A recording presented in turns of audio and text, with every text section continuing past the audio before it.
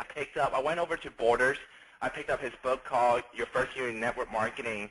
And my first week, I went through some tough times. I talked to all my friends and family. My very first day, in fact, I signed up in a coffee shop. And right after the presentation, I invited all my friends over to the coffee shop. I think I invited like 10 friends. And on the next day, none of them showed. Disappointed. In the street home, I saw that book on my desk. I started reading about 12 midnight. And I'll say read just one chapter. I think Jim is now... midnight.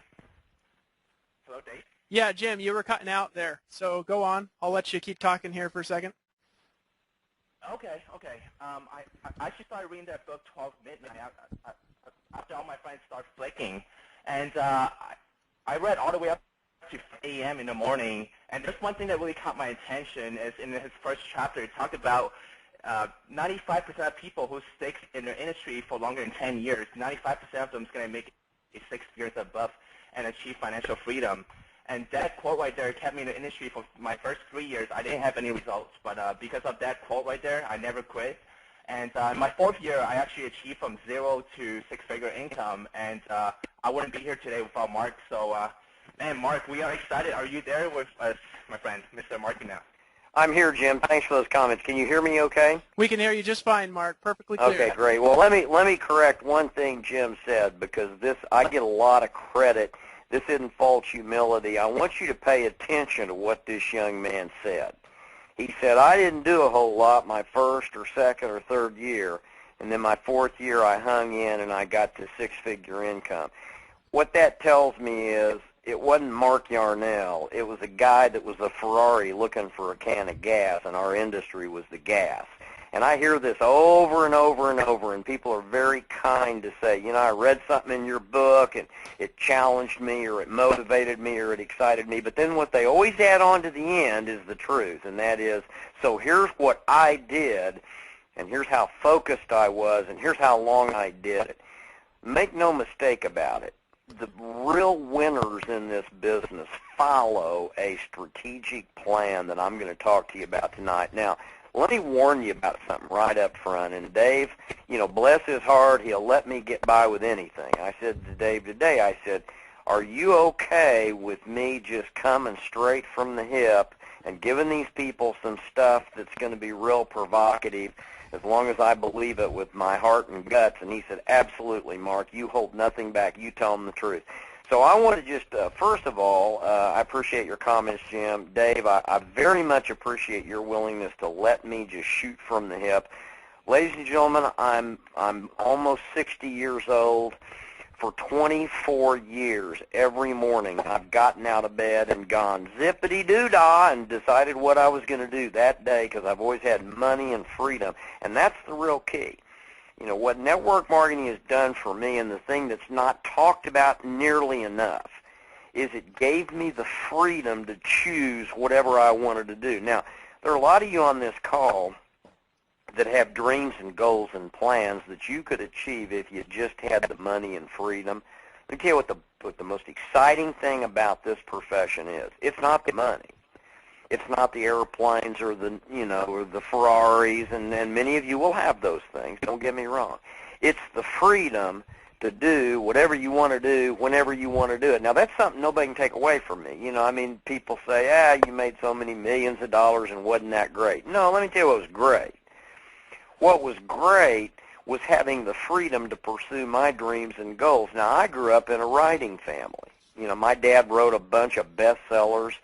He made his living as an author when I was growing up. My mom was a freelance editor for a number of large publishing companies. So I grew up in a literary family, and I wanted to be a writer. The problem is I never took any courses in school, in high school, on you know, journalism or literary, creative literature, or writing, journalism skills.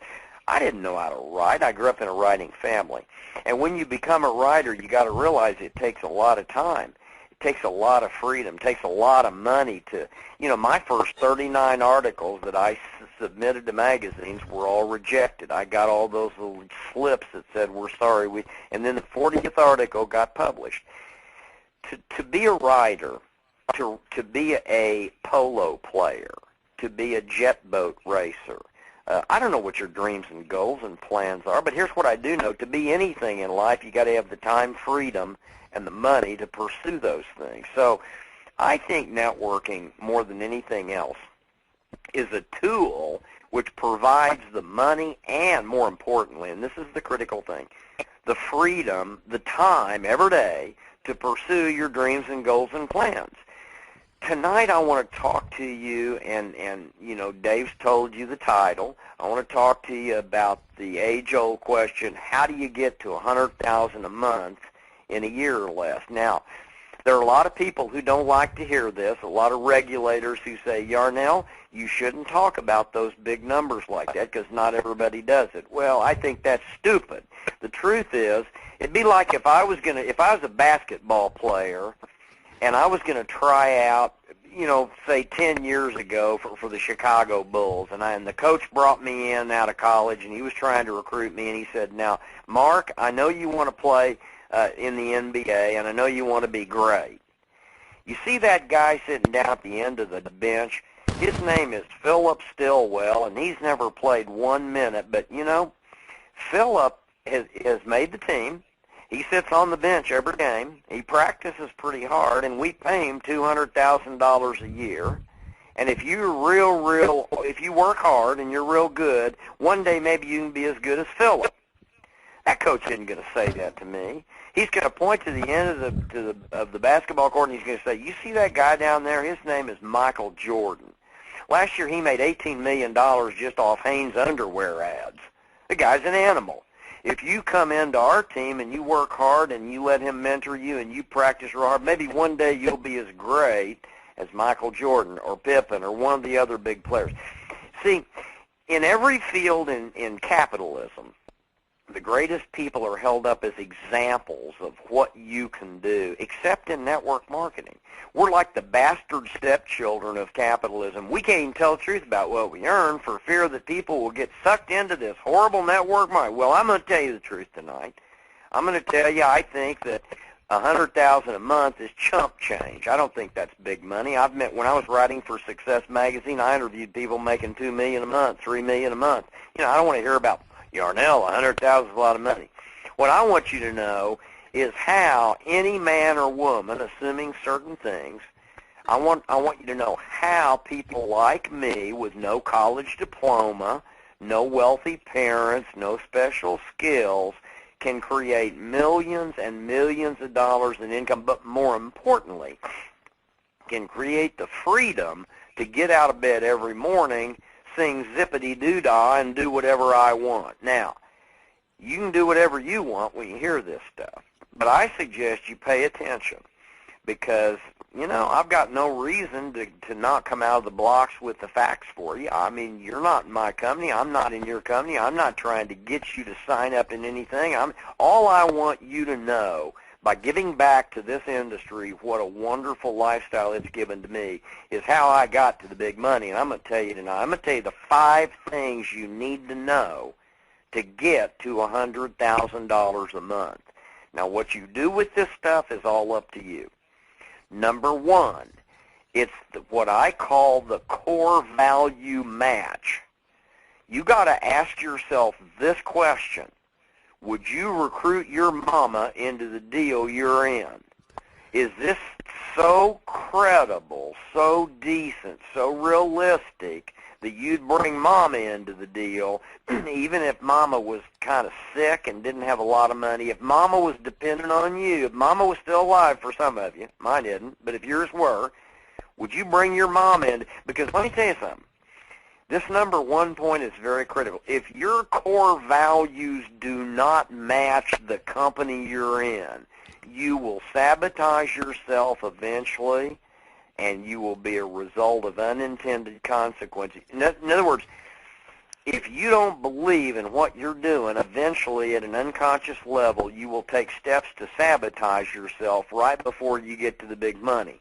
People like Jim get to the big money in under 4 years or 5 years, largely because their core values match the company they're ultimately in where they make that big money. So just understand something. If any of you are knowingly in a deal that you don't really believe you'd be proud to put mama in, you're in the wrong deal. I've been in 3 deals in my whole life in 24 years. I've never even been tempted to do one that did not match my core values. Now let me tell you about how easy it is to get seduced into one of those.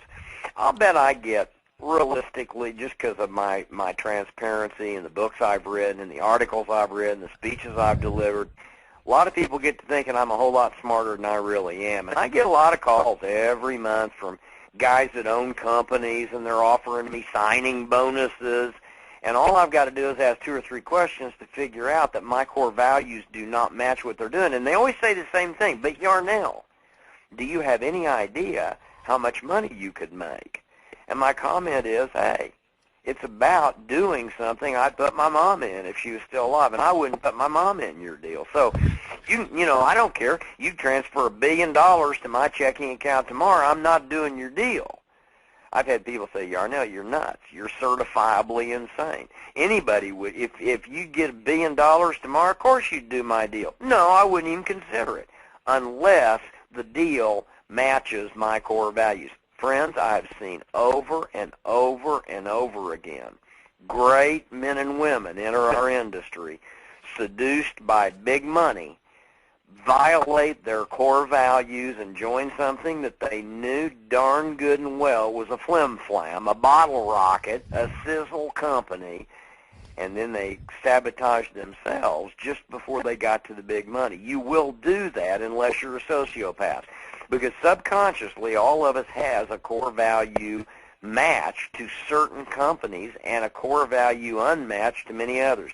So number one, if you want to get to the big money, make absolutely sure you're representing a vehicle, a company, either a product or a service, where you would recruit mama into it because you're that proud of it. And if you won't, you better look for something that matches your core values. Now, another thing I want to say before moving on to point 2, folks, this is only my opinion.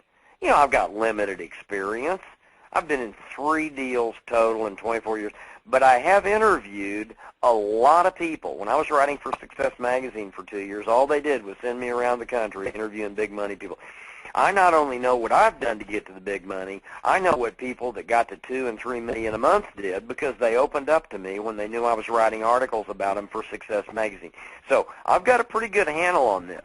So trust me, it's just my opinion, but my opinion matters because I learned so much from so many great men and women in our industry. So number one, just understand your core values have got to match the company opportunity that you're involved in, or eventually you'll do something stupid to sabotage yourself. Self-sabotage is an unintended consequence when people get involved in something purely for money that they know at a heart level is a bunch of garbage. So there are great companies. They're bottle rockets. Make sure you're looking at something that matches your values if you want to get to $100,000 a month. Now, the second thing, in my opinion, if you want to get to $100,000 a month, was taught by Harvard for many, it still is. If you get in the Harvard MBA program, if you're lucky enough to get into Harvard, you're going to take a course. You're going to actually get a series of lectures on what they call the billion-dollar blueprint. Now, simply put, what a lot of really brilliant marketing experts have done is they've analyzed different billion-dollar industries, and they have built a profile of what companies are most likely going to make it to that magic number of $1 billion in annualized sales or volume. The number one of 7 things that they teach you at Harvard they call market sector. Here's what they mean. If you're going to get in any industry, especially the distribution industry like ours, you have to make sure that you've got a large enough sector either of your product or your service. Now, let me give you an example. All things being equal, you're much better off, in my opinion, doing a company that 100% of the people in North America use every day, as opposed to one where 75% of the people don't use it at all. What you need to ask yourself is this: if you're going to get to $100,000 a month, how big is the market sector, and how much competition do you have within that sector? And I'm just going to tell you right now, the bigger the market sector, the more likelihood your product or service is going to be distributed to more and more and more people, and you're going to get to that magic $100,000 a month figure. Now, those are the only two things that I'm going to say about company selection. But it better match your core values if you want to get to the big money, or you'll probably sabotage yourself. And it ought to be a market sector that's big enough that you're in a non-competitive or non-threatening arena where you can actually reach a huge number of people. I say to people all the time, all things being equal, let's say you're looking at two companies. One of them is marketing services or products that is used by everybody, and the other one is marketing products or services used by a tiny fraction of the population. Would you rather get into the distribution of a product or opportunity or anything that you've got to modify people's behavior to get them to use it once, or would you rather get into a profession, into a field, into a market sector where everybody's already conditioned to using what you're trying to sell them? It's a no-brainer as far as I'm concerned. Number 3, and this is critical, 2 hours a day, professional relationship building. Now, listen to me very careful. This is very, very important. I know no exceptions to this. Again, now we're talking about getting to $100,000 a month, and we're talking about doing that in 12 months, so you know it's not going to be easy. You have got to work 2 hours a day in professional relationship building. Now, what do I mean by that? What I mean is, out of 24 hours, you do whatever you want with 22 of them.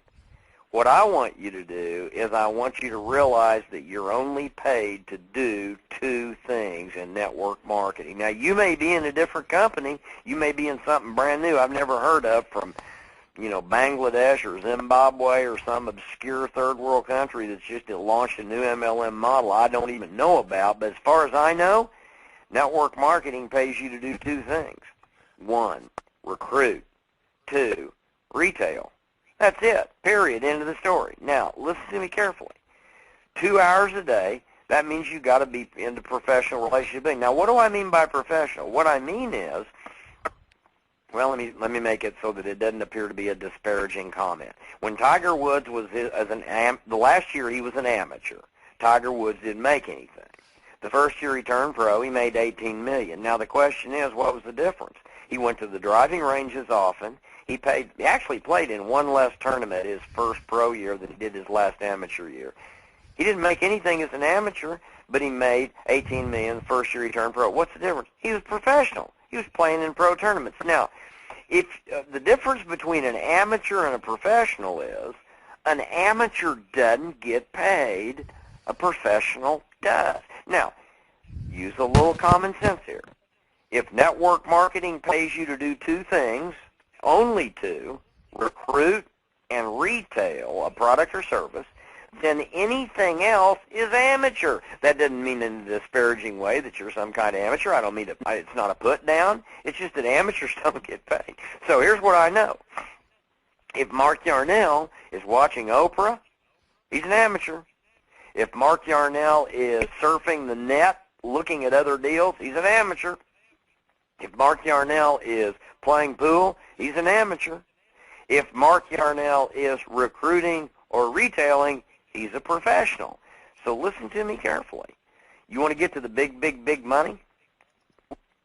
Number 3, work 2 hours a day as a professional relationship builder. In other words, do your very best to communicate in some manner with prospects, either for your opportunity or the product or service you're selling, at least 2 hours a day. Now, you decide how you want to do it. There are a lot of people on this call who are very, very exceptional at technology communication. They can build professional relationships using the Internet. Great. 2 hours a day. Don't be jacking around doing anything else online. Don't be tweeting and Twittering and Facebooking and all that stuff. You got 22 hours to get into your social network and talk about, who did what last weekend at the big party. 2 hours a day, you need to get involved in professional relationship building online. If you use the phone, 2 hours a day, you need to be calling other human beings in another location and talking to them about your opportunity or your product or your service.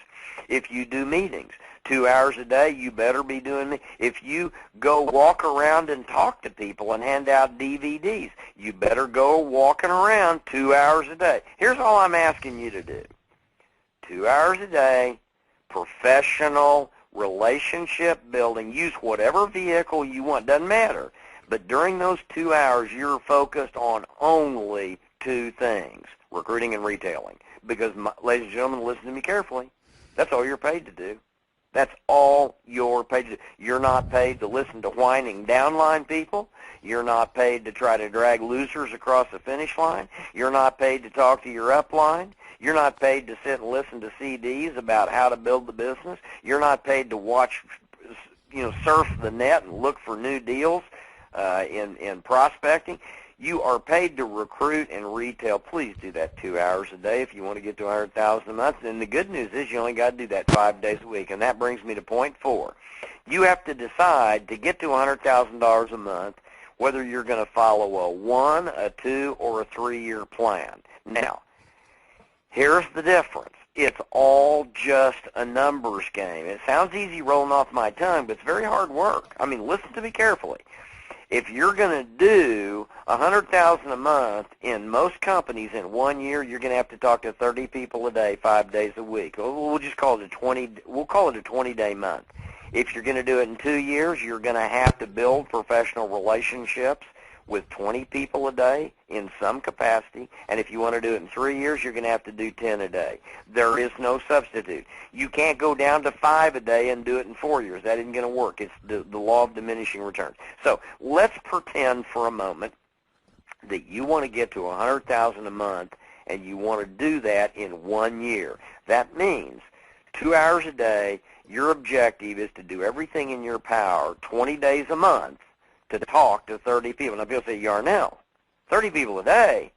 That's impossible. How would I do that? Well, I'm going to get to that in a moment, but basically all you're doing is driving people to information. There are several steps in this industry. The first one is exposure. You don't want to sell them the farm in the very first conversation. And I'll get to that in a minute when I get to point 5. But in point 4, you got to remember, if you want to get to $100,000 a month, you got to talk to 30 people a day, 20 days a month, and I'm going to give you worst case scenario. That's 600 people. Let's assume 95% of them just don't do squat. They don't sign up. They don't use your service. They don't use your product. That's worst case scenario.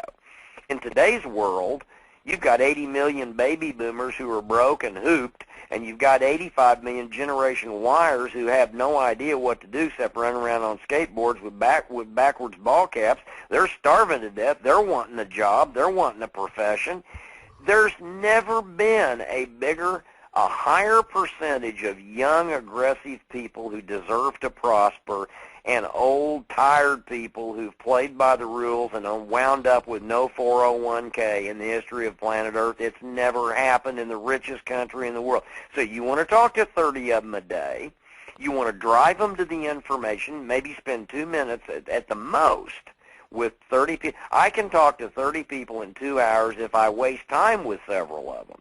So on a 20-day month, that's 600 people. If 570 of them, which is 95%, don't do anything, I can promise you 30 of them will. Now, not all of them will become distributors. Some of them will just want your product or they'll just want your service.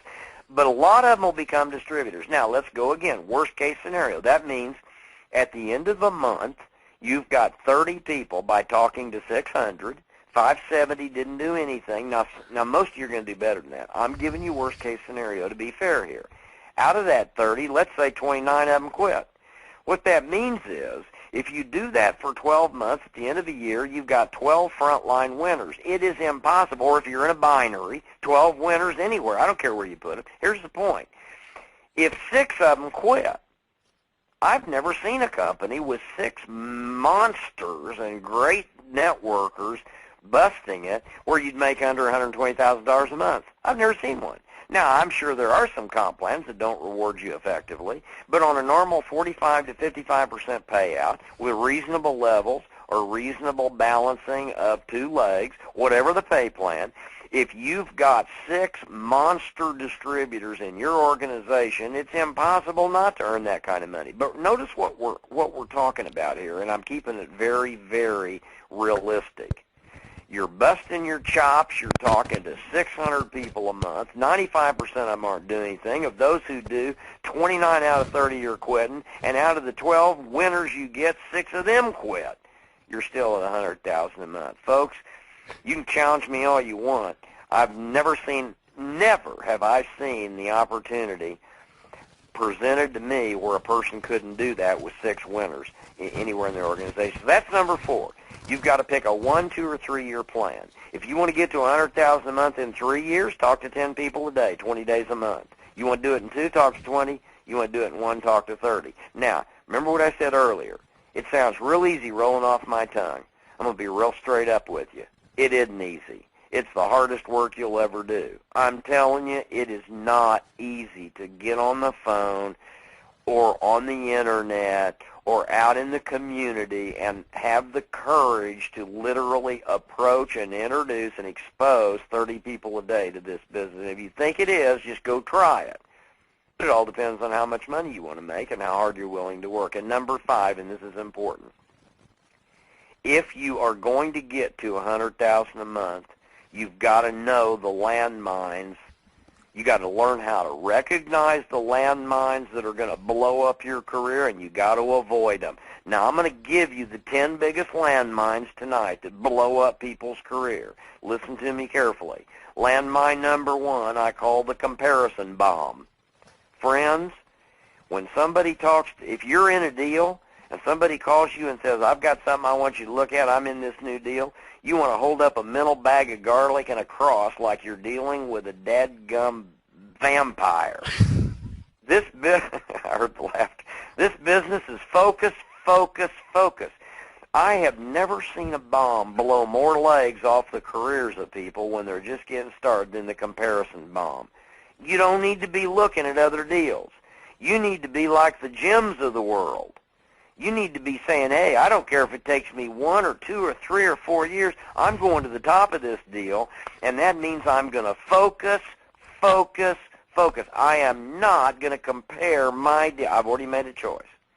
Friends, if you pick a good deal and you're happy with it and you like the service the company's selling and you like the pay plan and you like your company and your upline, why would you waste your time allowing other people to compare their deal to yours?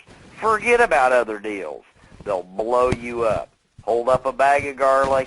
Somebody tries to show me a deal, they're a vampire. I'm never talking to them. Landmine number 2, the multiple stream income bomb. Folks, listen to me carefully. Listen very, very carefully. I know there are celebrity authors out there telling you got to diversify and do multiple streams of income. Bunk. You've got to focus. Now, there are situations in which you will be doing one MLM company, and you'll find tools that will allow you to expedite your success, and those tools may have affiliate compensation. There will be times when you'll be in one deal and you find ways to use other tools to drive your one deal. That's not a multiple stream of income. But if you think you can do 3 or 4 legitimate networking deals at the same time, you're nothing but a carnival barker. You're saying to people, hey, if you don't like what I got up this sleeve, let me show you what I got over here. You might as well be running a tilt-a-whirl at the Ozark Empire Fair, toothless. Forget multiple streams of income. The only people that advocate multiple streams of income are people who write books and have never built a downline in network marketing. As far as I'm concerned, it's a goofball proposition. You can only do one deal. Don't step on the multiple stream of income bomb. You'll blow your leg off. Number 3, the multitasking bomb. Listen to me carefully, folks. Everybody can multitask, but nobody can multifocus. It's impossible. If I ask you to focus on both A and B, you might flip back and forth between A and B fast enough to believe you're doing both. You're not. That's not the way the human brain works. You have got to stop multitasking 2 hours a day and focus on one thing and one thing only, recruiting and retailing. Now, if you want to multitask and con yourself into thinking you can do two things at once, be my guest 22 hours a day. But the purpose of this call is to get you to $100,000 a month without you blowing up your career in the first year. And if you want to blow up your career, you just try to multitask. You know, some of you, this is going to make you mad. I'm going to say it anyway. If all of a sudden a Bic pen, let's say that all of a sudden we found out a Bic pen, a blue, only blue. You know those little writing pens people use? Bic pen, the kind you buy for 80 cents in any store. All of a sudden, the blue Bic pen with blue ink and a blue cap started blowing up and taking out lives. And all of a sudden, you find out in your city, 2 people yesterday died of a blue Bic pen blow-up.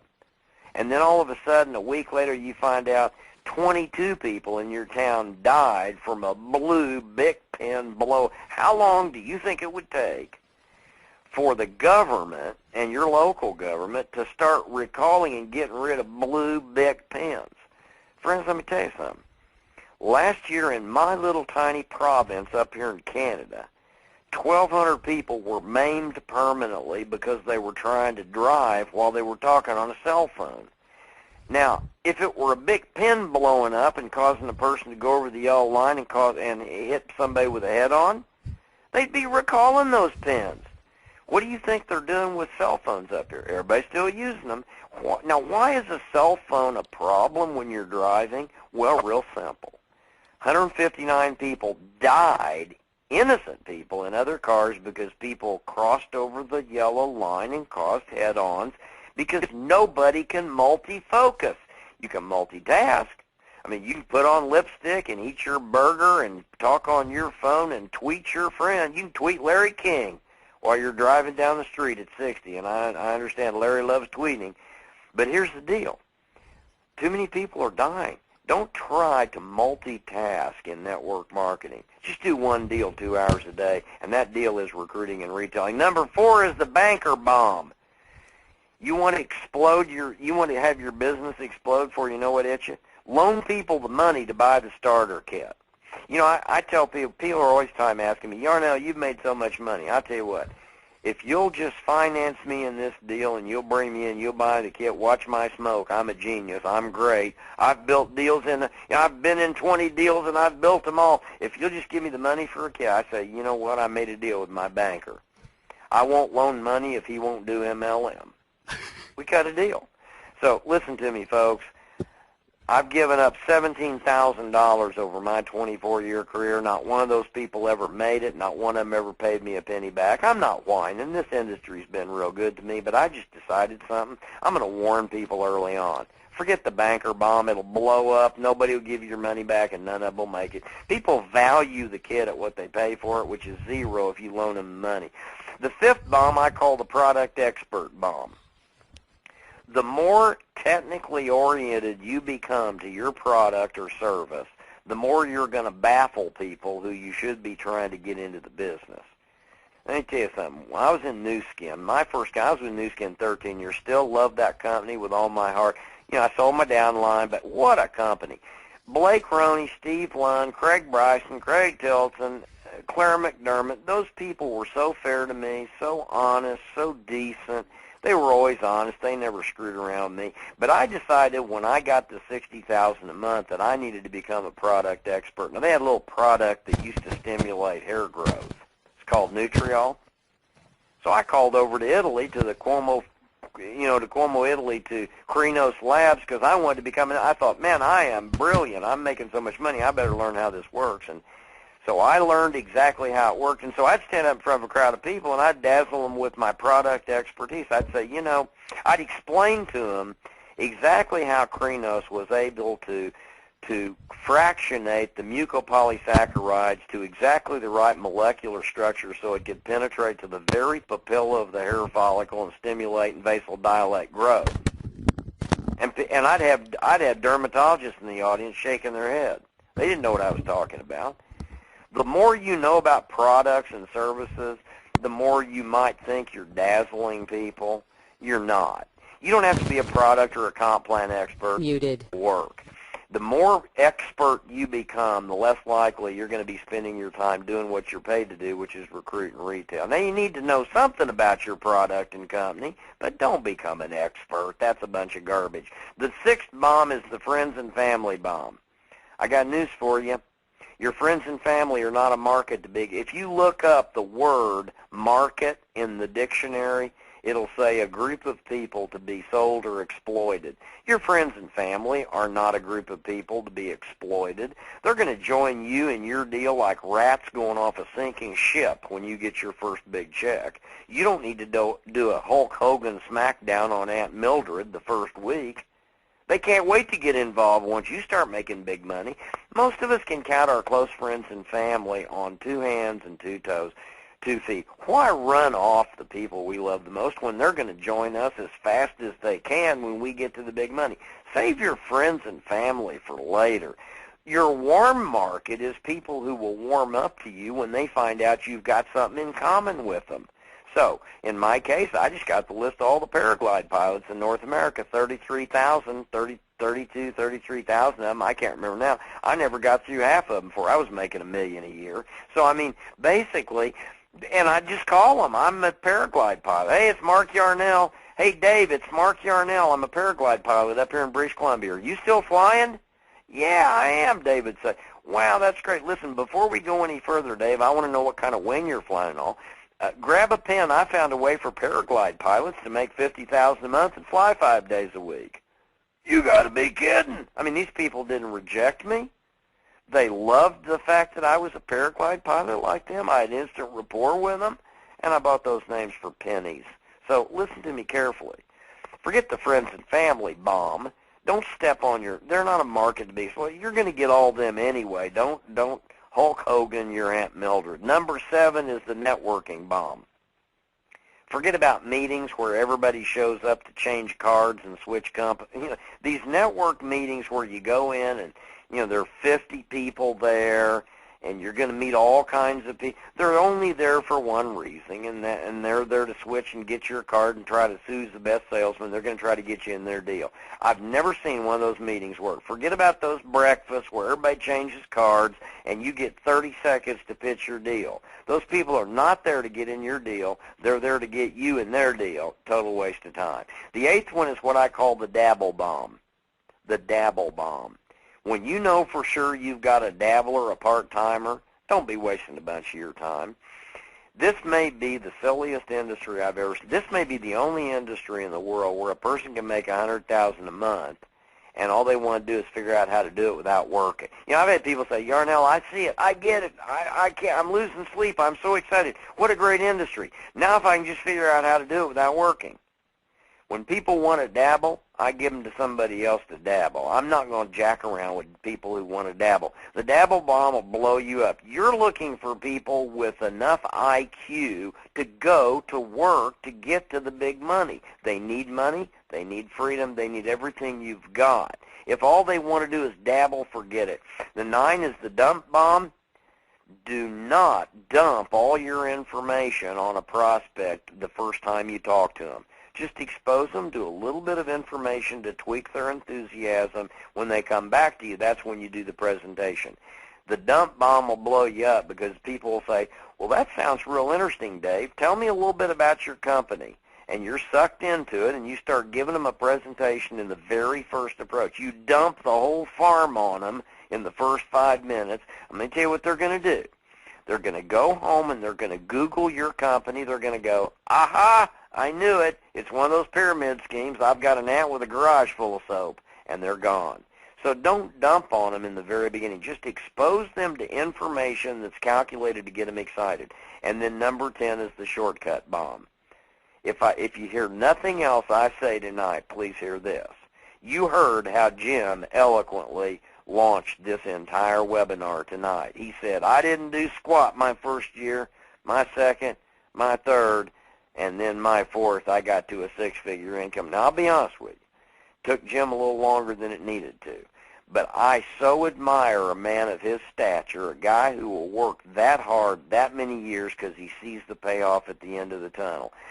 Friends, there are no shortcuts. This is hard work, and it's worth it. But the good news is, full-time's 2 hours a day, 5 days a week, if you do it right. So, geez, boy, you know, I cannot believe Unmuted. these webinars go by. There's more I could tell you. I do want to, well, I'll tell you later. Dave, back to you in case anybody's got any questions. That's about all I know. I didn't mean to kickstart my mouth, but believe it or not, I have some other stuff I could have said. But I'm going to flip it back to you in case Hey, no, we got Mark, some questions. if you got other stuff to say, you're welcome to say it. If anything on your mind in particular? Well, I'd rather answer questions because Okay. I've dumped a lot of stuff out there tonight, and I'm sure somebody's got some questions they want to ask. Well, that was awesome, first off. Well, one thing that I want you to mention, Mark, for everybody on the call, Mark has got a book coming out here over the next, is it coming out in the next month, Mark? Yeah, people are actually already ordering it. So they can review. If you like what you heard tonight, just go check out the website, the Lotus Code. Now, I'm not trying to, I don't, if you didn't like what you heard tonight, don't even waste your time. But I've worked really, really hard on this, Dave. It's called the Lotus Code, and it is basically a 2,500-year-old theory of how to create radical attainment. It's been hidden in plain sight for 2,500 years. You can check out the information. Just go to thelotuscode.com. And that's, by the way, that's Lotus Code, like the car, first car I bought when I got rich, Lotus. So it's the Lotus code, CODE.com. And all it is a book, but it's a book with 2 CDs, and I think it's the best work I've done. I appreciate you guys saying nice things about my other book. This is my seminal work, and I'm pretty excited about it. Well, I am excited about it, too. And just everybody on the call, I've been following Mark Yarnell for years. I think every book that he's ever written, I've bought. I think all the courses that he's released, I've bought. And they've helped me a ton. And he does things, his style and my style are a little bit different, but it's the same philosophy. It's talking to lots of people. It's building lots of relationships. And I am absolutely, let me tell everybody on this call, I'm going to be one of the first people to have this book when it comes out. I'm going to hop right on there and buy it. It's going to be awesome. Mark, do you know how much that's going to be when it comes out? Oh, I don't know, $20, $25. It's not. It's not going to be a big pop. I'll tell you what got me excited about it. Okay. I actually delivered a lecture, and a guy from Disney heard it. One of the animators that did The Lion King won the Academy Award for that. And this guy and another lady called and said, we like that. Would you consider putting that in the book? Nobody's heard this stuff. This guy was one of the guys behind The Secret. And this group of people had promoted The Secret to this $500 million phenomenon. They said, the one thing you're saying here is you're taking people beyond this notion that they just have to sit and think, that really, even Napoleon, Think and Grow Rich, it took him 3 years to get that book in. And so you can't, there's some steps between right thoughts and proper words and visualization. And you've captured it. We got to tell people the truth. To get to attainment, it requires some other things, and you've encapsulated that. Would you consider doing a book? So I wasn't even going to do it, and then these Disney people contacted me and said, this is much better than The Secret. Would you do it? And I said, yeah. So that's how this whole thing originated. Awesome. Well, I'm buying it, just so everybody knows. And we've got the website up here on the screen for everybody who's on the computer. You can see it, thelotuscode.com. It looks like he's got a newsletter there. I encourage everybody to go and sign up for that newsletter and then get that book the second it comes out because, like I said, I've been following Mark Yarnell for years. He's probably one of the only reasons I ever stayed in this industry and started being successful. So I appreciate that, Mark. And what we're going to do now, guys, is 2 things. Number 1, I want to invite everybody to leave who's got to run, who's got to get back to your family or whatever. Mark's actually he's going to be courteous enough here to answer some of your questions. It's pretty rare that you get a chance to ask questions to somebody who's made $30 million in this industry. And next week, I just want to announce we have a call with another gentleman who's going to be coming on, who's actually put he hasn't done this himself, but he has been able to pull together teams and build teams with over 900,000 people total since he's been involved in network marketing. Everybody on call, just kind of keep your eyes out. I'll send that email out here in a couple of days so you're all notified. You're going to want to be on next week's call. And so, Mark, without any further ado, Kenny, are you on the line? Jim? Yeah, I'm here. Okay, I'm Kenny, do you want to start pulling up questions? Sure, we can do that. Let me see if we have anybody. Let's see here. We have somebody that raised their hand. Do you want me to pull them out? Yeah, absolutely. Hey, By the John, way, hi. I'll be there, on that call. Hello. Yeah, I'm here. It's John Rothstein with you. First off, I'd like to thank both Jim, David, and Kenny for putting this call together. Awesome job. And Mark, wow, what a trip to be able to speak to you. I just bought your book yesterday, and great stuff that you put out to us today. And it reminds me, I'm less than a year into network marketing, and I'm not making a lot of money. But it reminds me of when I first left California to go work on Wall Street. They didn't pay me a lot of money when I started there, but I didn't quit, and eventually it started to click, and I made some cash. So looking forward to your book. I just want to say thank you so much. Awesome stuff. Thank you so much. I appreciate that kind comment. Muted.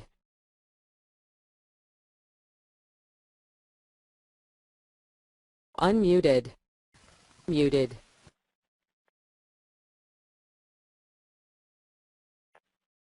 Unmuted. Kenny, I don't know if you're muting us out here, but I keep getting muted out. So let's go ahead. No, that was I accidentally hit the wrong button. Sorry about that, guys. Hey, no problem, my friend. And so, My guys, fault there. I went to mute John out, and I accidentally hit the wrong button. But no problem. We got. Let's see if we can bring on the next person here. Give me 1 second. Shaba, can you hear us? Shaba, you're live. We can't hear you. Shav, if you could call back in on a phone, we'll be able to hear you if you call in on a phone. Everybody who's got a computer and you're talking through your speakers, if you don't have a microphone on your computer, we can't actually hear you when you start talking. And so there's a phone number. If you go down to audio mode, you can click Use Telephone, and if you call back in on that number that they give you right there, we'll be able to hear you on the call. So, Shava, we're going to go ahead and move on to the next person. Let's bring on Christopher Key. Christopher, can you hear me okay? Once again, Christopher, call back on a phone. I'm going to go ahead and see if anybody is called in on an actual telephone here, and we'll bring them on. And if not, Hey, Kenny, David, there's a good question here. Okay. There's a good question for Mark here. Mark, the question from Jeff, and Jeff's question is, what is your thoughts on technology and duplication today, 11 years after your first year in network marketing? Hello, Mark, are you still there? I think we might have lost him. Hello, Mark, are you Hold on there? here. I don't see him on, David. Yeah, let me really quick. I'm going to see if I can three-way him back in. Hold on just 1 second.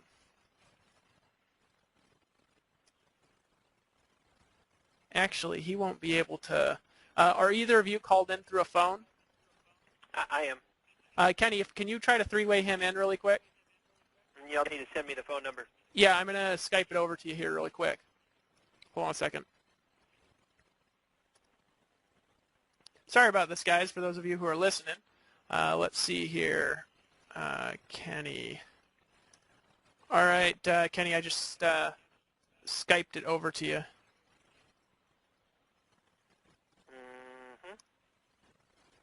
I didn't see it come through. It should pop up over in a second. Oh, there we go. All right, give me a second. I'm going to call him. All right, guys, we'll just kind of hang out for a bit here, see if we can get Mark back on the phone. It looks like we lost him and got cut off there. If any of you have got written questions, you can go ahead and write them down, and Jim knows how to actually read those. I don't know how to do that. If any of you have actually, if you want us to pull you on live, we've had enough problems with people talking through the computer that we haven't been able to bring on. I want you to just call in through a phone. So if your hand's raised and you want us to bring you on live, call in through a phone, and then we'll bring you on, because I don't want to Otherwise, we'll just read your question if you want to just stay on the computer. And so that's what I'm going to encourage you to do. But we'll just wait for a second here. I thought that I was blown away by this tonight, guys. I love Mark Yarnell. That was one of the most off-the-hook things that I've ever heard in my life. And so I'm just super excited that we were able to do it, that we were able to bring him on. So I hope that you guys were taking notes. The legend himself doesn't get much more excited than this. Yeah, I enjoyed it. I was rolling on the floor laughing.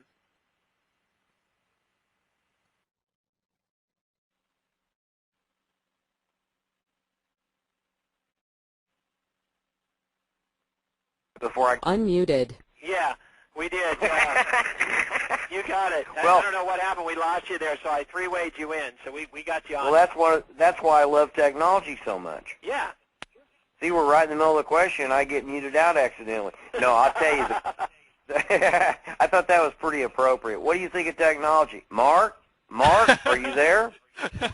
What I think about technology is it's a much, much faster process of both recruiting and retailing.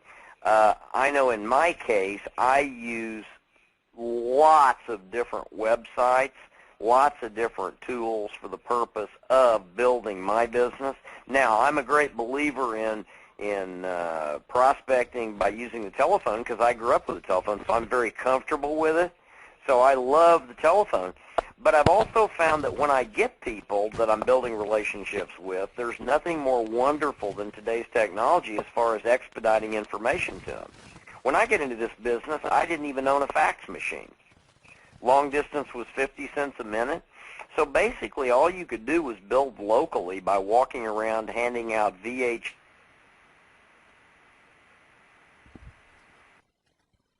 Easiest business in the world. So that's what I think of technology. I think used properly, it's absolutely wonderful.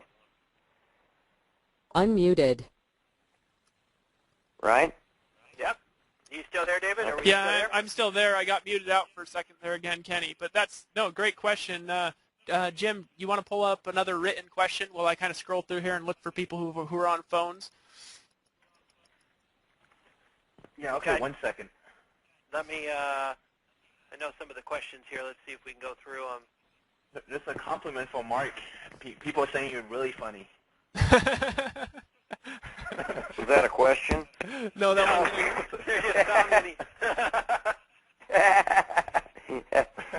Well, it's a funny business. You know, you got to realize we're in the business of jacking with people. You know, the thing that's fun about our business is you got to think of yourself as a seed planter. Your whole goal is to plant seeds in people's brains that are going to germinate later and give them all kinds of trouble. Most poor souls lead lives of quiet desperation. Well, keep that in mind. When you're talking to the average person, they have a life that doesn't work. If they perceive that you're funny, having fun, treating life a little bit more lightly, they want to be a part of that. So humor and fun and joy and excitement and truthfulness are all strategic advantages that work real well in our industry, in my opinion. So thanks for the compliment. Here's a good question. I know you touched on this, but this person wants to know, how do you talk to 30 people a day? Easy. I pick up the phone, I call their number. When they answer, I tell them specifically, I have found a way for people to get to $30,000 to $50,000 a month and enjoy whatever, you know, it depends on the people that I'm calling. If it's a paraglide pilot, you heard what I said earlier. But my goal when I go to, and I'll give you a generic tool that I put out there. It's not a capture page, but an example of what I mean by an exposure step is 15yearsleft.com. The reason I put 15 years left up, it's not a capture page. It's not a page that I've got anything attached to whatsoever. All it is a generic message of why people need to pay attention to their lifestyle and the economy right now. The trick is, when I get people on the phone, I'm never going to spend more than 2 minutes with them in the very first call, because I'm just going to drive them to a technological message that will hopefully get them excited enough to call me back. So I can actually talk to 30 people easily in 1 hour. Now, half the people I call I don't reach. So I leave them a message. And my message is always the same. Hi, this is Mark Yarnell. I need you to call me back as soon as possible. Here's my number. And I leave a number. So once I've made 30 contacts a day, even if half of them are messages, that's 30 calls. If that answers the question. I think that's great. But I do that every day. You've got to do that every day. It's got to become habitual. You'll learn that in Lotus Code. Once actions become habits, you slip over the fulcrum position on the teeter-totter, and the slide to attainment is literally like going down a buttered sliding board. The whole idea of perseverance, resilience, attainment, they're not. What you've got to do is you've got to go, the whole concept of Lotus Code is the idea that thoughts manifest words, words manifest actions, and actions manifest habits. Now, once you slip into habitual behavior, which can take anywhere, it can take some time, but once your activities become habitual, you will do them normally without any concern, and your perseverance will just be an inevitable byproduct. So you want those calls to become habitual to the extent that you would never get out of bed Monday through Friday without making your 30 calls, because it's a habit. It's what you do for a living, and you'll learn to do that in an hour or 2 hours at the most. Awesome. Yeah, that's I got to try that, Mark, with the sliding butter slide. Well, it's just so easy to go from habits straight to attainment. Perseverance is not effort-based. Once you get to the place where your actions are habitual and you're actually approaching 30 people a day, I don't care how you do it, and that becomes habitual, it'll become a way of life that you'll never do away with. It's just habitual, and you'll slide right into attainment. Well, that kind of leads us to our next question, which I think is a very appropriate question, and that is, how much time should one spend per day training their downline? Well, that depends on, the size of your downline.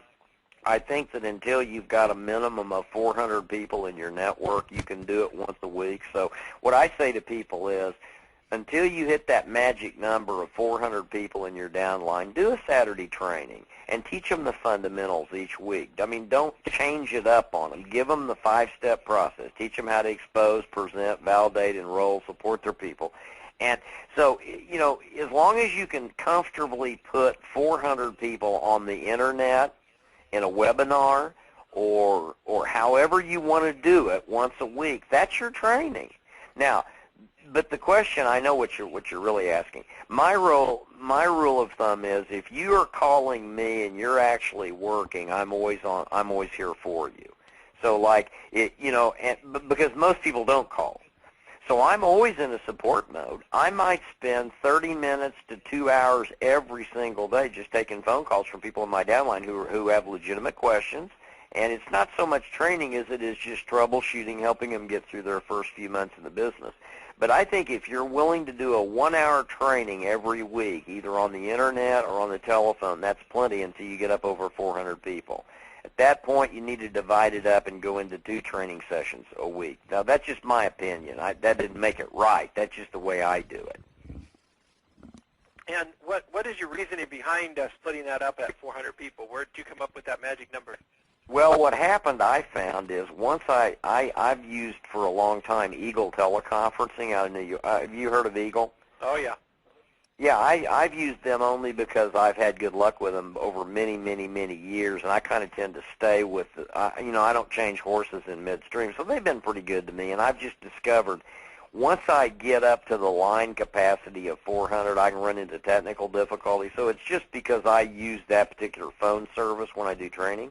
And I've just found it's easier beyond 400 to divide it up. I think once you get up over 400, you can run into some kind of technical difficulties with teaching. There are a lot of reasons for that. That's just a number I've found. Great. Okay, let's see here. David or Jim, do you guys have a question? I'm going to go ahead and look through the rest of this. I'm actually going to try to bring on a guy that I think actually can talk through his computer pretty well. So let me see, Matthias, if I can get you on. Matthias, are you there? Yeah. Can you hear me? Yeah, I can hear you. What question do you got for Mark, Matthias? First of all, thank you, David, Kenny, and Jim, for putting on this awesome, awesome event. Mr. Yarnell, the question I have is, how much time did you spend on yourself daily for personal development? You know what, Matthias, that's probably one of the greatest questions I ever get, and I want to thank you for asking that. I don't spend any time in anything that isn't engaged in. And by that I mean I get up every morning at 5:30 and I read for 2 hours before I start getting phone calls. And that reading is always about things that will lift me up. Like right now, I just finished a book called The Great Turning. And The Great Turning by David Corton is one of the greatest books I have ever read in my life. Think by Michael Legault is another one that I just finished reading recently. Also, Life, Inc. is a fabulous book. I spend the first 2 hours of the morning silently reading books that mean a lot to me. Now, throughout the day, I catch myself going to my iPod. I've got a Nano with my favorite 400 songs. I have found that for me, I love music, and I love to sit down periodically during the day and just kind of scroll through my Nano and listen to music that, you know, Born to Be Wild, stuff that as a kid I grew up with that really meant a lot to me. And so I use music, I read books, I never listen to anything unless it is uplifting. I've got some DVDs by a guy who is head of Primerica, and extremely motivational. My favorite book I've ever read was by A.L. Williams, who started A.L. Williams, that evolved into Primerica, called All You Can Do. Here's what I would say, everybody on this call, go get All You Can Do is All You Can Do, but All You Can Do is Enough by A.L. Williams. Fabulous, fabulous book. I mean, absolutely remarkable. So, Matthias, the reason I appreciate that question is because I chose long ago, if it didn't uplift me, if it wasn't working on Mark Yarnell to make me better, I was not going to waste my time and energy and hours in a day going into swirling down the vortex of mediocrity. So all I ever do is designed to uplift me and everybody around me. So thanks for the question. That's an important one. Great. Kenny, do you have a written question to read off now? I do. This is actually a very good one, actually. It says, they want to know, Mark, what are the 3 questions that you would ask a prospect to reach your core value match? You know, I never use that with prospects. In other words, what I'm saying to you all is I know that you people are Ferraris looking for a can of gas. You're choosing the greatest profession in the world because you want to be entrepreneurs, and network marketing is the greatest vehicle. I'll go to my grave believing that any other field is stupid. I'm dead serious about that. I don't use that with prospects. I just wanted all of you to know that if your core values don't line up with a company, you're probably going to sabotage yourself, because I've seen that happen over and over and over. I've seen people get drunk and run stop signs and end up committing manslaughter. I've seen people that are normally very passive, loving people pick a fight with their spouse and hit them and lose their kids in custody. I've seen people go through nightmare emotional problems. And I've just learned that over the years, if people are acting in ways that are just designed, are calculated to enrich them at the expense of violating their own personal morals and core values, without even knowing it, the unintended consequences, they will frequently commit actions that right before they make it to the big money, sabotage themselves. So I don't care about, basically I would never get in a company that was not core value based with an ethical owner that I knew was legitimate. So it's not a question I have to ask prospects. It's just a stimulating idea I wanted to give each of you, because a lot of times when people are not rising to their full potential, they don't understand. The reason they're not is because they know in their heart of hearts they'd never bring mama into the deal they're in. They don't even believe in it, but they're doing it just for money. And I'm just trying to help all of you avoid that pitfall. So it's not something I would never ask a prospect to get into a stupid deal that doesn't match my core values. That's something I wanted to give you as distributors. Awesome. Does that make sense? Yeah, perfectly. That's great. Okay. I'm going to try to bring on somebody here, Kenny. Let's see if go for it. Michelle. Yeah, we can just alternate back and forth. Michelle, can you hear me okay? Looks like I can't bring her on. Michelle, if you want to call back on a phone, I will scroll through again. Kenny, if you want to read off another question here. Yeah. So here's a good question, and you talked about not being a product expert, and this particular person wanted to know how would they dumb down their info on your product, on a particular product, without saying too much. Well, the trick is not to dumb down. The trick is to just limit your comments to prospects to things that won't be over their head. You know, it's pretty easy to become real expert at comp plans, for example. And to be honest with you, you take the average. I mean, I've had CPAs that have argued with me that don't, CPAs that don't have any idea what I'm talking about when I start explaining a pay plan. They just don't get it. Like I've asked CPAs before, if I own a company and I pay you 5% on 10 levels, what's the total payout I'm making as the company owner? And I've had CPAs say, well, 50%. That's a stupid question. No, it's 5%. I can pay 5% on 1,000,000 levels, and I'm only paying out 5%. The question is, how many people get paid 5% on how many levels, not how many levels. If a company pays 1 billion levels at 5%, they're only paying out 5% of their total sales. But I've had CPAs become indignant when I pointed that out to them. Just little things about pay plans that you think are rational and make sense to you will be over the heads of the average person who's never done networking. Now, when you get into products, holy smoke and rockets.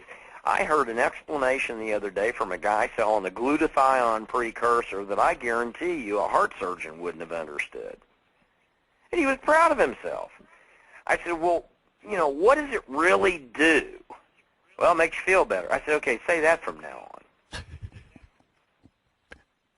It makes you feel better. When somebody says to me, Yarnell, tell me about the comp plan. How's it work? I say, well, if you work real, real hard for the next year, you'll make a big pile of money.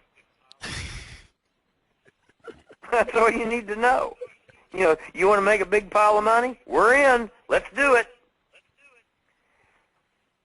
That's so true. So, I mean, I'm not going to go into the more detail. So you don't have to dumb yourself down. It's okay to understand your product or your technology or your pay plan. Just don't think you can impart that brilliant wisdom to outside prospects who've never done our industry. They don't even know. They're clueless. They don't even know what you're talking about. Just keep it real simple.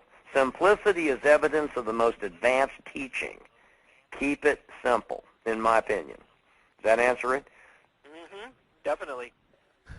All right, let's see if I can bring one somebody for on here. Yeah, I'm going to, Randy Myers, I'm going to try to bring you out. Randy, can you hear me? Randy, can you hear me? All right, Randy, I'm going to need to mute you out again. Let me try one more here. Guys, we tend to have a problem if you're just on the computer, unless you've got a headset or something like that bringing you out. Tamlin, I'm going to see if I can bring you out. Tamlin, can you hear me? Hello, Tamlin? Hi, I didn't know you were bringing me on. Can you hear me? Yeah, I can hear you, Tamlin. Yeah, I can hear you. Hey, thanks, Mark, for the succinct information. Really appreciate it. You're welcome. My question was early on when I formed it, and I think you may have answered it, but I'm spending a lot more than 2 hours a day, and I really need to know, can this be done in 2 hours a day? Is it realistic? Are there a lot of support hours behind that 2 hours of focus time? Well, yeah, you know, you can do it 2 hours a day, or I wouldn't say you could. Now, here's what happens, Tamara. I mean, bottom line, here's what's going to happen. You're going to spend 2 hours a day, and then in 30 days you're going to wind up with a bunch of people, and they're going to, the next month, bring in a bunch of people. Now, at that point, you're going to start, I mean, I never said you won't spend more hours a day working the business, but what I'm saying is you're only paid to recruit and retail. So make sure that 2 of the 24 hours a day, let's you got 24 hours, you're going to sleep 8 of them, so let's just make sure that in those 16 hours, 2 of them you're doing recruiting and retailing. Now, you have to decide how much more time do I need to spend in a support role. And, you know, many times in the early days and even later on, I would spend as much as 6, 7, 8 hours a day talking to people. So, yeah, you're going to spend more hours. But what I want people to know is if you want to get to the big money, you cannot sacrifice those 2 hours you should be recruiting every day. So, yes, you will spend more hours in a support role, but don't give up those 2 hours of recruiting every day. That's what's critical. Does that make sense? I think it does. I actually muted her out because there's a little bit of background noise, but I think that answers the question here pretty good. Kenny, do you want to move on to the next question on the list? Yeah, this person, they basically, she's saying she's a stay-at-home mom, 14 years in a rural town, and wanted to know what you would recommend to be able to be around people to recruit and retail. Well, the advantage of technology today is that I don't care where you live. I mean, you could parachute me into a town of 2,000 people of dairy farmers, and I'd be at $100,000 a month in a year. Now, it wouldn't be out of that town, but I mean, I'd get a list of people with whom I have something in common, so that's my warm market, and I'd sit there on the phone all day at 3-4 cents a minute. A lot of people talk for free, and I'd contact 20 people a day. They don't have to be in your community. In fact, I'm real careful not to recruit many people in my city because I don't want to be spending all my time supporting them. So I try to stay away from, you know, I mean, I'm very cautious. In New Skin, I recruited a whole bunch of people in Austin, Texas, and I was like a delivery guy running all over town, dropping off products. And so I learned the best thing you can do is recruit away from home. And that sounds crazy, but you'll see that when you build a huge network close. Technology is so inexpensive, long distance is so cost-effective today, and the Internet's so wonderful at reaching people. You don't have to worry where you live or your stay-at-home mom. The fact that you're stay-at-home mom's wonderful. Just use your telephone, use the computer, and reach people 2 hours a day and talk to them about the business. It doesn't matter where they live. That doesn't even matter. And Mark, I had a guy in... Sorry about that. Go on. Go ahead. Oh, no, I was just going to say, I had a guy in... One guy popped up on my computer one time called Steve Hancock. And all of a sudden, his group started outgrowing anybody in my whole downline. About my 3rd year in network marketing, and he was in JS, Mississippi. And I contacted this guy because I said, "What? How big's JS?" And he said, 400 people. I said, "What? How are you doing that?" And he said, "Well, you know, I'm just recruiting people all over New Orleans. It's only about 4 hours away, and I'm, you know." So it doesn't really matter where you live.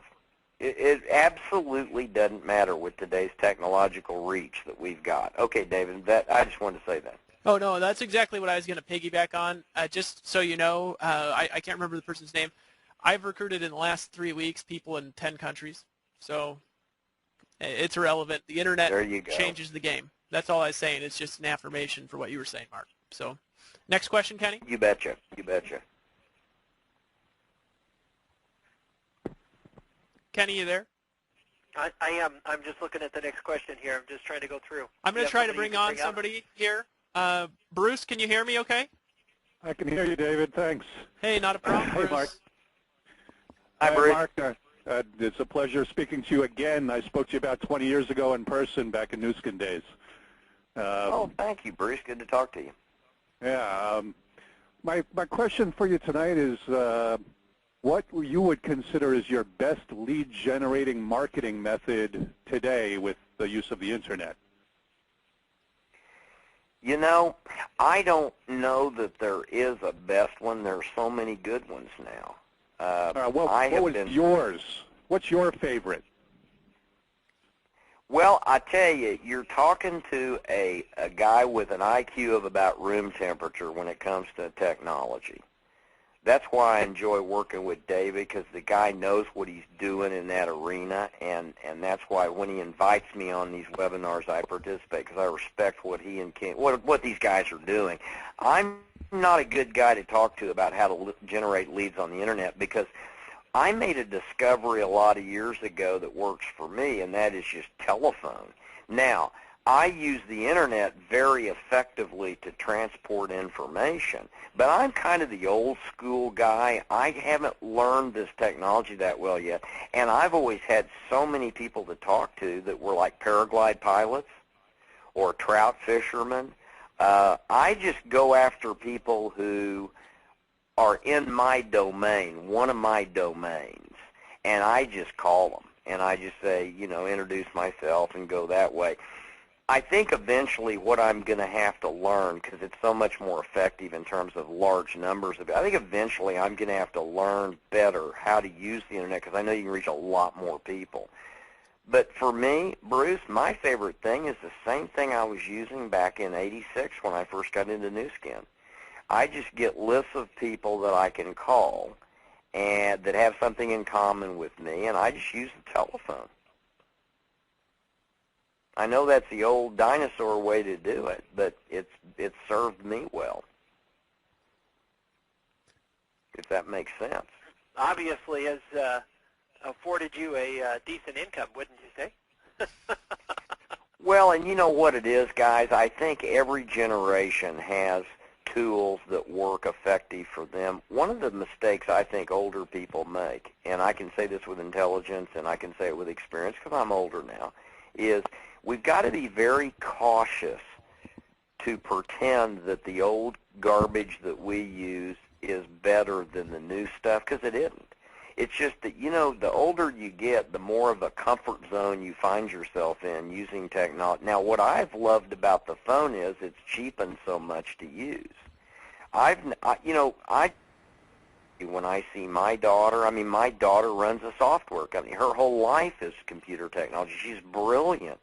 And she grew up with it. She knows stuff I don't know, just like Dave. I mean, Dave, you know so many things. You've coached me. You know, I like to get information out. I'll say this about Dave, in all fairness to him, and to be appreciative in public. You know, Dave has unselfishly gone out of his way to teach my wife and teach me how best to blog. I've learned a lot, as has Valerie, from Dave. So for me, it's kind of like, I really admire you people who understand technology and use it, and I think it's an extremely cost-effective way to do network marketing. I'm just not as comfortable with it because I didn't grow up with it, if that makes sense. I think it makes a lot of sense. I think the biggest thing in network marketing, I've been on both sides of the fence, Mark, personally. I have done the old school way and the new school way, as they call it, or however you want to put it. And I think the biggest thing that I have learned in 17 years is that there's more ways to skin a cat, so to speak. And people just kind of need to find out what's comfortable for them and what works for them, and then focus on it, like you mentioned. Focus is the key. Absolutely. You are 100% right. You know, there's so many ways to do it. Here's what everybody needs to understand. We're in the last bastion of free enterprise and legitimate capitalism. Don't think for a minute that there's any profession out there that's more admirable than network marketing. It's not so much the issue of how you're going to go about becoming wealthy. It's more about, do you understand how blessed you are to be in a legitimate profession where instead of starting at the bottom of a pyramid like Microsoft and trying to claw your way to the top, you start at the top of your own pyramid and elevate others by lifting them up. You know, this is a wonderful, dynamic, creative, honest, high-integrity, core-value profession. I've actually offered to go on any talk show at any time to debate any economist or global expert on capitalism resolved that network marketing is the most legitimate form of free enterprise, and nobody will debate me. They won't debate me on Larry King. They won't debate me on Fox. They actually called me one time from Fox Business Network and asked me if I'd be willing to come on and defend my position on a certain matter. And, you know, I didn't hear from them for 2 or 3 weeks. And when I did, the producer said, "I'm sorry, we couldn't find anybody willing to debate you." So it's not about how you're going to succeed in network marketing. It's about recognizing that you've been blessed with a very admirable profession about which you should never hang your head in shame, about which you should always be proud. And we have a responsibility to get the facts out to the masses and let them know that in this time of economic uncertainty, we have hope. We have opportunities. I've got friends who played by all the rules and became the millionaire next door. They saved. They bought real estate. They diversified their portfolios. They played by all the rules, and just in time for retirement, they got screwed by a system of capitalism made up of Bernie Madoffs. And I think it's sick. I think it's pathetic that there are literally fields of endeavor where honest, hardworking Americans can be raped and screwed and plundered right before retirement by a system that was supposed to take care of them if they played by the rules. I've got friends calling me all the time from Missouri that I went to school with saying, "Mark, can you help us? We're afraid we've lost everything, or we've lost 60% of all of our efforts. And we did it honestly, and we were fair, and we played by the rules, and we lost it all. Can you help me?" And I say, "Yeah, I think I can, because I'm in a legitimate profession." So just be proud of the profession and the industry. Don't hang your head in shame. Make sure that the company you're in matches your core values, and then get out there and become an emissary for our profession. Be proud of it. That's my main message. I am. Definitely. Yes. Okay, here's another question, and interesting question, but they want to know your thoughts on attending weekly meetings within your network marketing company in regard to your company, if they're actually learning things that will, if they're not learning things that will grow their business. Does it make sense on spending the money, or should they focus more on building their business? Well, I base everything on results. I think the answer to the question is inherent in the question itself. If I'm doing anything that isn't working, I quit doing it. When I was doing Nu Skin in the early days, I used to go to meetings every week, but it was because I learned something. I took away knowledge, and it was valuable, and it was great. And if there were meetings that didn't work, I quit going to them. My comment's real simple. If you're doing something and you assess the outcome, and the outcome is not in any way enhancing your lifestyle or your productivity, why would you even consider keeping doing it? That's called impression management. You're not going to get paid to manage the impressions of your upline.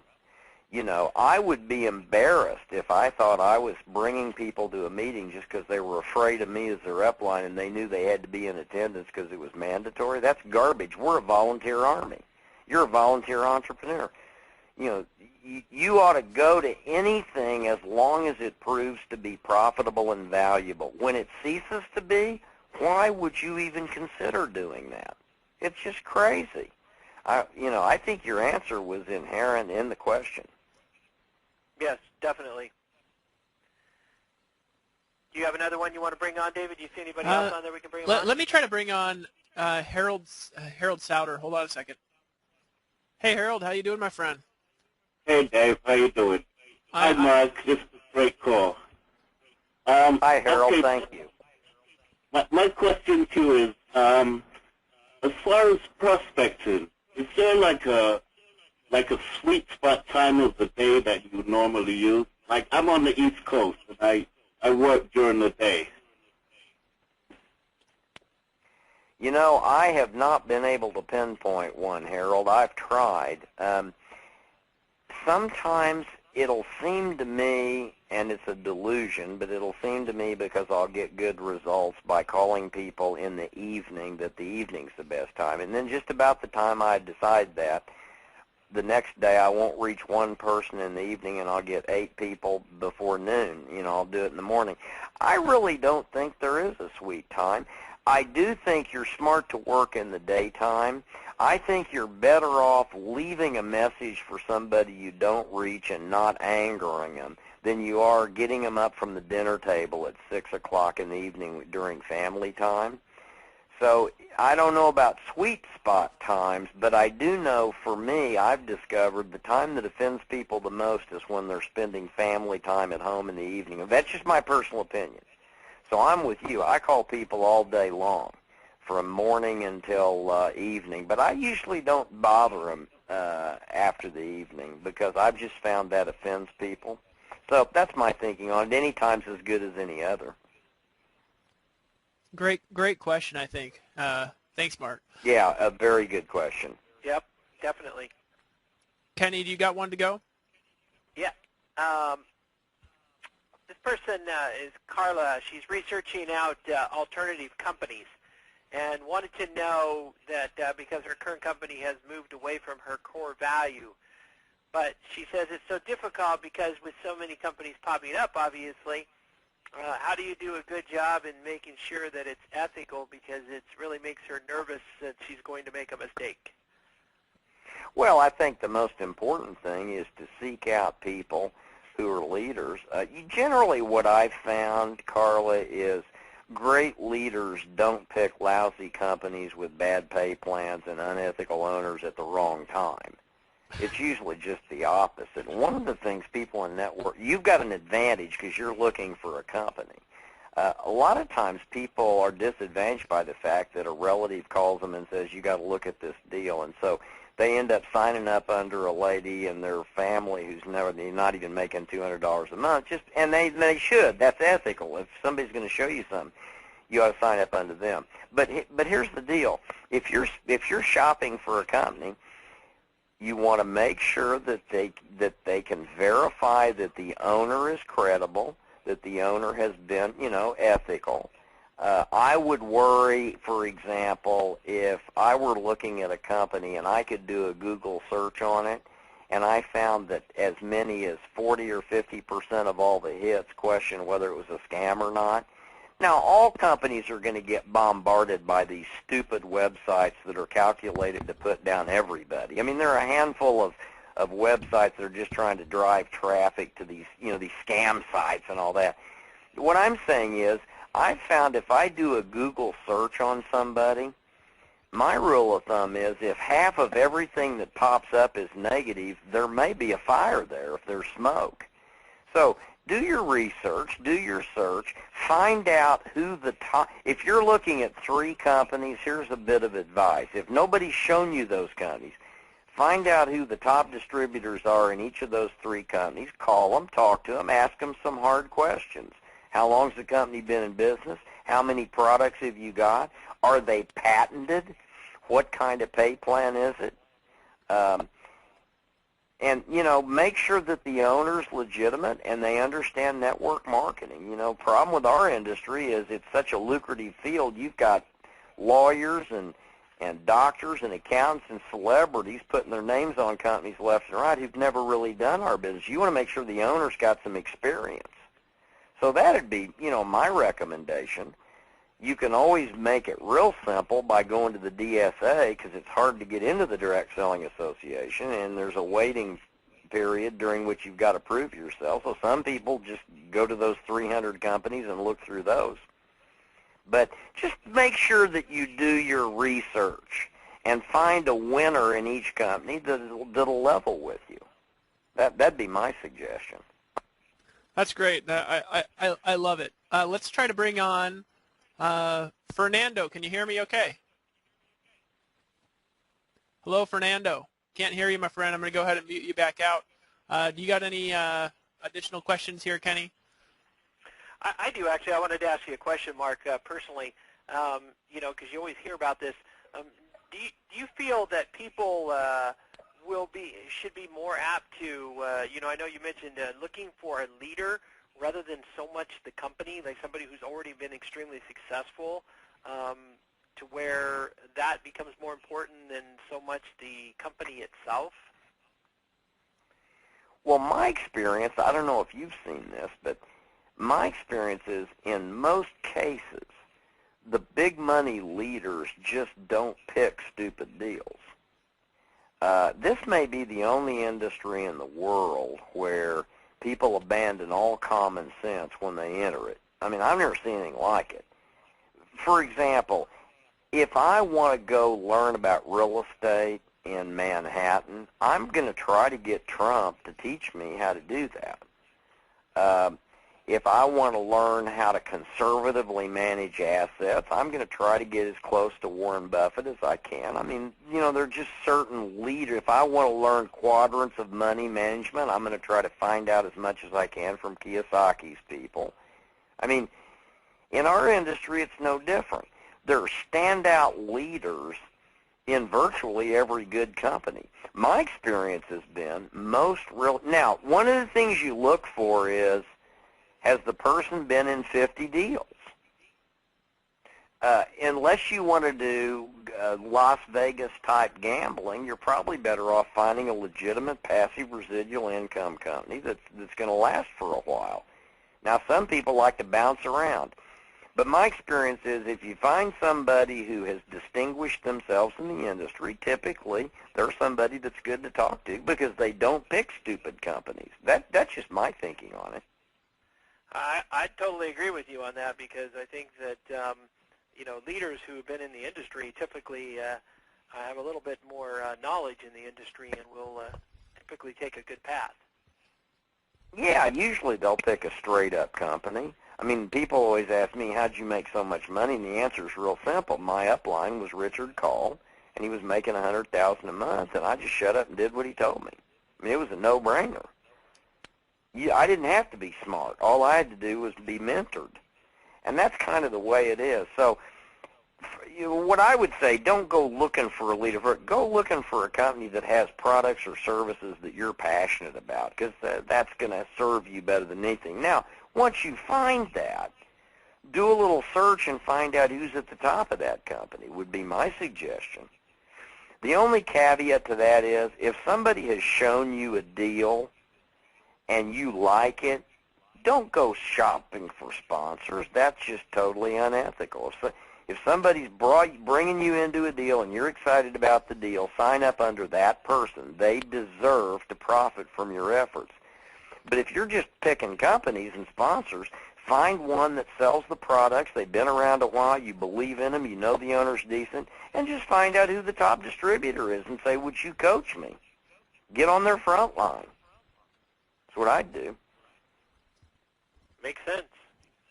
Makes sense to me, too. It's something we, you know, it's something we teach everybody within our system, too, guys, is that, you know, we teach you how to become an attractor, how to become a leader, and how to get people to attract to you so that you can attract the right people as well. Absolutely, and you want to pay attention to that because eventually we're talking about what it takes to get to $100,000 a month. Once you get there, it's set match point. So you want to learn to become that leader because this is a very easy business once you become well established. People will be coming out of the woodwork to talk to you.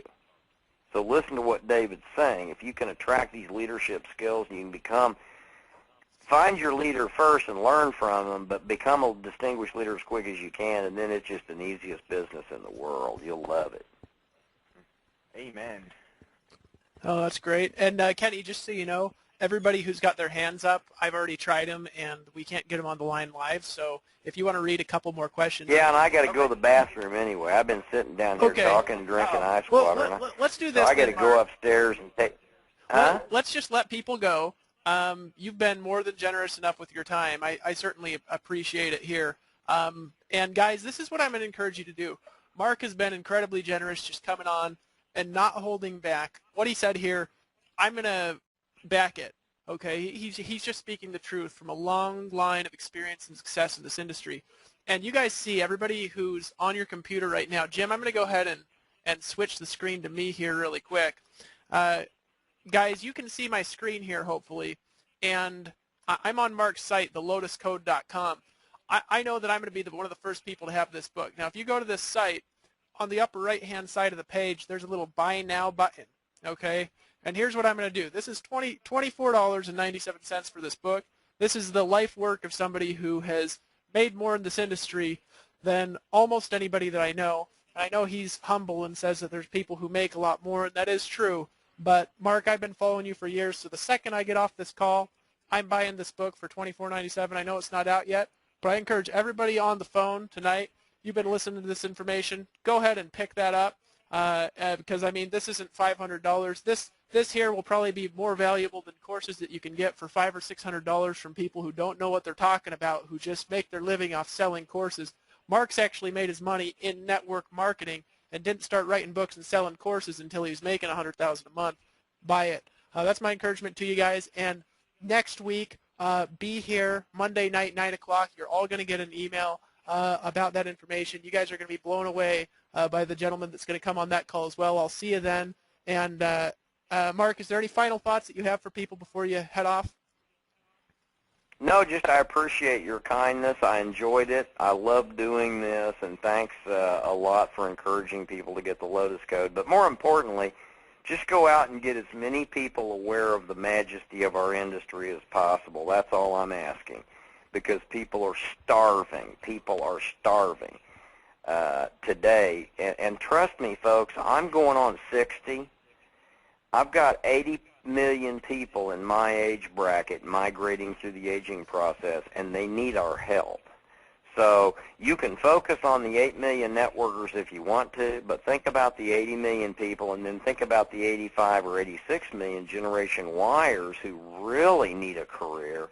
We've got it made. Just don't be embarrassed. Be proud of our industry and get as many people aware of it as you possibly can. That's my final thought.